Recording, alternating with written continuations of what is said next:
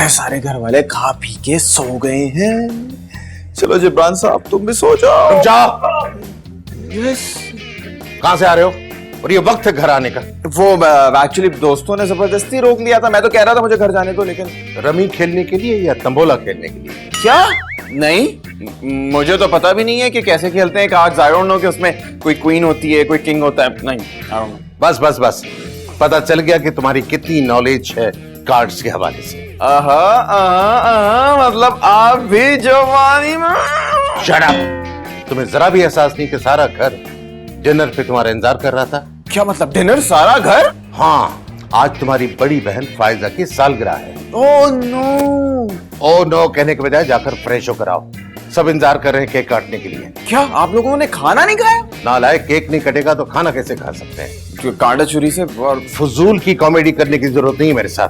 जाओ, जाकर तैयार हो के आओ, वरना इस साल ईद पर गाय की जगह तुम्हारी कुर्बानी करा दूंगा। 2 मिनट्स जैक, 2 मिनट्स। मैं भी आया। 2 मिनट्स। नालायक।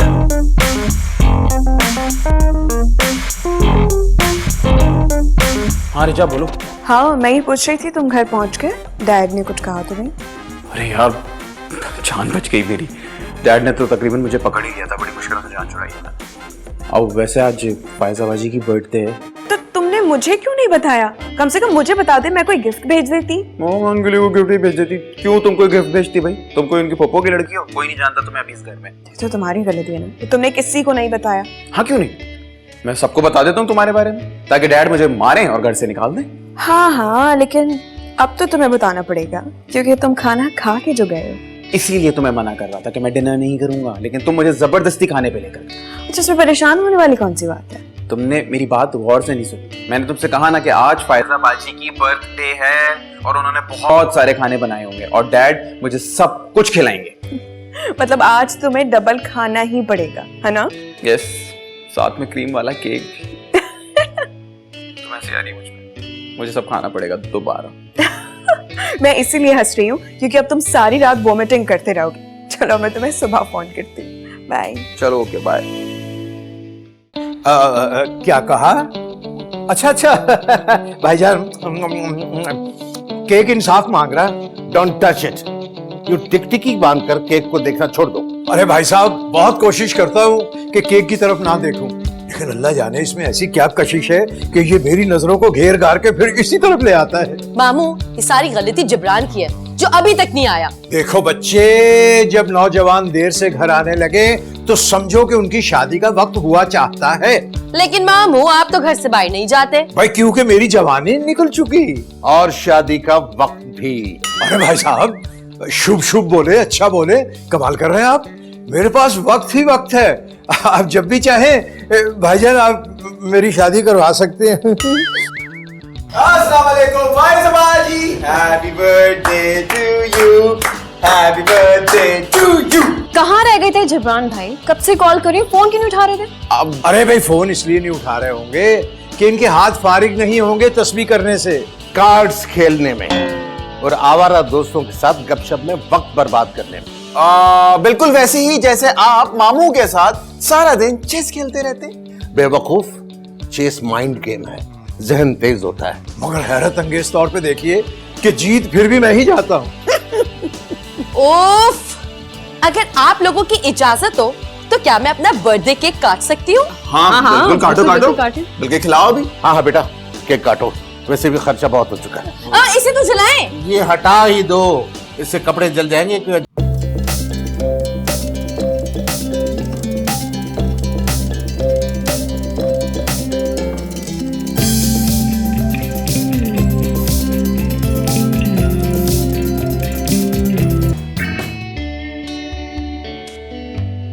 बर्थडे अच्छी हो गई ना? हाँ यार वाकई। लेकिन वो तो शुक्र करें कि जिब्रान भाई टाइम पर आ गए, वरना डैड ने तो खूब सुनानी थी उनको। पता नहीं जिब्रान को क्या हो गया, किन चक्रों में पड़ गया। पहले तो घर से बाहर कदम ही नहीं निकालता था और अब घर के अंदर कदम नहीं रखते। पर मुझे तो उसकी बहुत फिक्र हो रही है। जिब्रान भाई जितने डरपोक हैं, मुझे यकीन है कि अपने दोस्तों की गैदरिंग में ना बगले की तरह मुंह छुपा के सिगरेट जरूर पीते होंगे। क्या जिब्रान सिगरेट पीने लगा? नहीं नहीं, मैं तो ऐसी अंदाजा लगा रही थी। और वैसे भी आजकल तो लड़का लड़कियों के लिए सिगरेट पीना बहुत आम बात है। तुम भी सिगरेट पीती हो ना? सच सच बताना मुझे। नहीं नहीं, क्या? ए, कहाँ जा रही हो? वॉशरूम जा रही हूँ। दाल में कुछ काला है।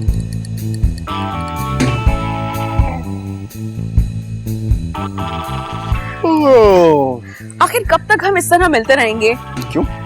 तुम कैसे मिलना चाहती हो? ऐसे नहीं मिलना चाहती। तो तुम कैसे मिल सकती हो फिर? हमारी शादी को 6 महीने हो गए।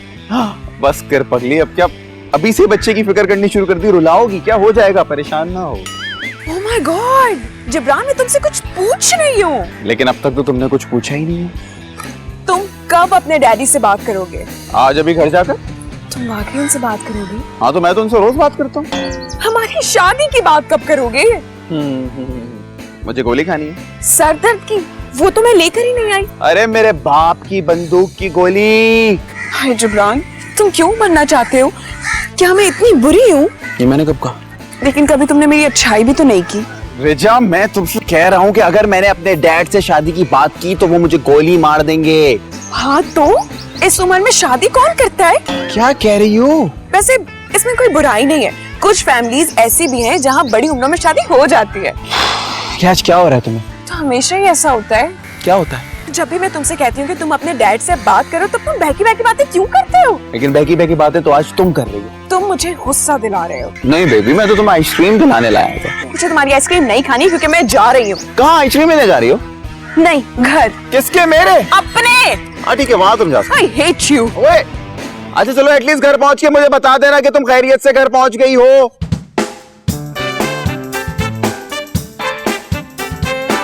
जबरान, भाईजान, भाईजान क्या हुआ भाईजान? क्या बाजी मरहूमा आपकी ख्वाब में आ गई?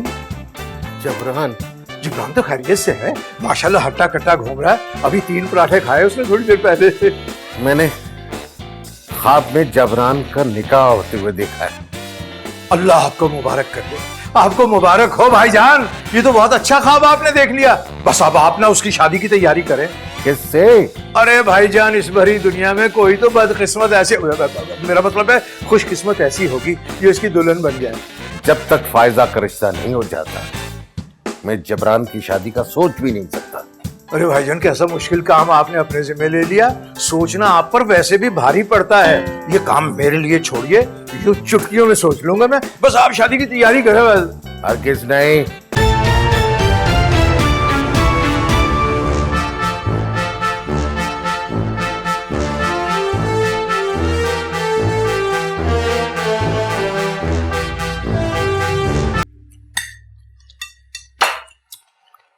मैंने फैसला किया है कि अब बच्चों की शादियां हो जानी चाहिए और सबसे पहले फायजा के लिए रिश्ता तलाश किया जाए। भाई साहब, ये आपका नया फैसला है? बिल्कुल सही, ये मेरा फैसला है। भाई साहब, मैं तो ये सोच रहा हूँ कि पिछले 5-6 साल से जो मैं आपको रिश्ते दिखाता रहा और 1000-2000 लड़के भी लाया आपसे मिलवाने के लिए, मगर आपने सारे ही रिजेक्ट कर दिए। अब किसी को रिजेक्ट नहीं किया जाएगा। डैड, लेकिन मुझे शादी अब नहीं करनी है। लेकिन हमें तो करनी है ना।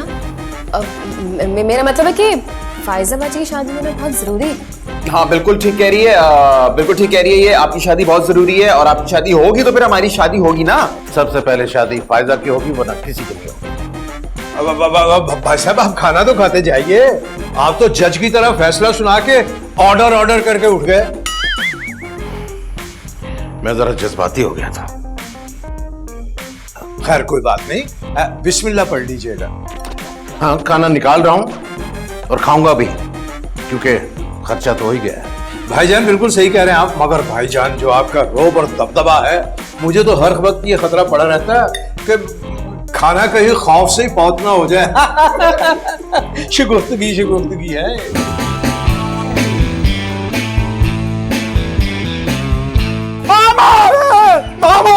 मामू, मुझे आपसे बहुत जरूरी बात करनी है। तुम्हारे डैड को पता चल गया? क्या? निकाह का? निकाह? मतलब मेरा कत्ल? हाँ, तेरे डैडी ने तेरा ख्वाब में निकाह होते हुए देखा। क्या? हाँ, फिर वो एकदम चीख मार के उठ गए। मैं ये समझा कि हमारी मरहुमा बाजी उनके ख्वाब में आ गई। डैड भी क्या चीज है वैसे? ये तो आज तक किसी को पता नहीं चला बेटा कि डैडी क्या चीज है। लेकिन मामू वो ना जो उन्होंने ख्वाब देखा था ना निकाह का, वो सच है। अब क्या कहने की मेरी बारी है? जी। क्या? हाँ वो ना रिजा मुझे जबरदस्ती अपने घर ले गई थी। ये रिजा कौन है? मेरी बीवी। अब क्या दोबारा क्या कहूँ? जी। क्या? हाँ वो ना उसके मरते हुए माँ बाप थे, उन्होंने हम दोनों का निकाह करा दिया और फिर मर गए। और फिर दोनों ने एक साथ जान दे दी? मेरा मतलब है कि वो मर रहे थे और फिर मर गए। अब मैं तेरे मतलब खूब समझता हूँ। बस आप ही का आसरा है और आप ही मुझे बचा सकते हैं। बस बेटे फिर एक सूरत में तुम्हें बचा सकता। हाँ वो क्या? कि भाईजान अपनी 12 बोर की बंदूक से तुम्हें नहीं मुझे मार दे। वो जिस तरह की शर्ट डैड ने रखी है ना, मुझे लगता है कि मैं और भाई तो सारी जिंदगी कुंवारे रह जाएंगे। क्यों? तुम क्या नहीं चाहती हो कि मेरी शादी हो जाए? मैं तो चाहती हूँ कि आपकी शादी अभी हो जाए। हाँ, ताकि तुम्हारी शादी का रास्ता खुल जाए, है ना? नहीं, ऐसी कोई बात नहीं है। मुझे शादी की कोई जल्दी नहीं है आपकी तरह। तुम्हारी हरकतें साफ साफ बताती कि तुम्हें शादी की कितनी जल्दी है। क्यों? मैंने ऐसा क्या कर दिया है? बस रहने दो, फजूल की बातें मत करो। सही, सब तुम्हारी नक्शे समझती हूँ मैं। मेरा कौन था? हेलो हेलो, भाई बोल क्यों नहीं रहे आप?